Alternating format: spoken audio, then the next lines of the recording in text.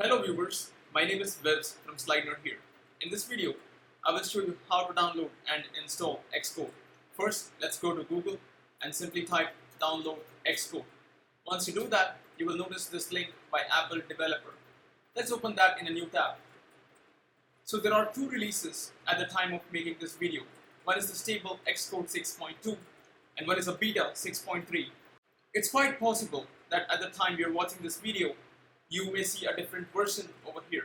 But regardless of the version that you see, the process to install Xcode remains the same. If you want the stable version, you can go to App Store and simply type Xcode at the top and download it from there.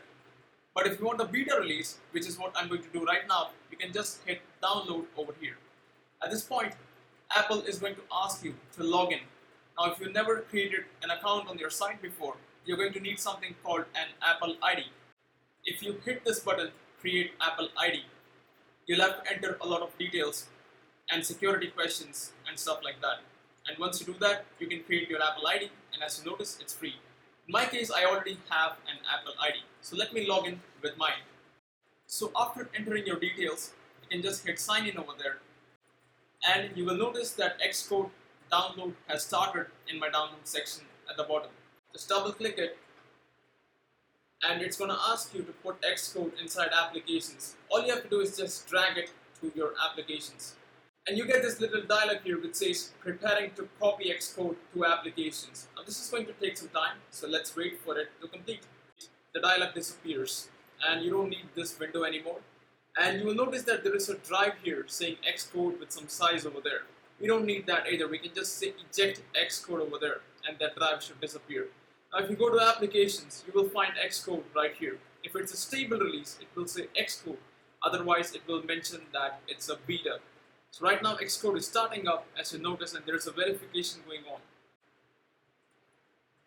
Once your verification is complete, you may get a message saying Xcode beta is an application downloaded from the internet. Do you want to open it? I will simply say open here. Now Xcode brings us this dialog box asking us to accept your license agreements. I will simply click agree over there, and at this point I have to enter my password. Once done, I will simply click OK, and it's going to say installing components. So once the install is done, you're taken to the launch screen of Xcode which says welcome to Xcode. Right now I have no recent projects here on the right side, but if you have used Xcode before, and if you have some projects out there, then they are going to just appear over here. So this completes our video on how to download and install Xcode. If you noticed, I did not talk about the $99 developer program anywhere in this video. And that's because what I suggest is that you first take some time out, like a month or two, to get used to Xcode and Swift.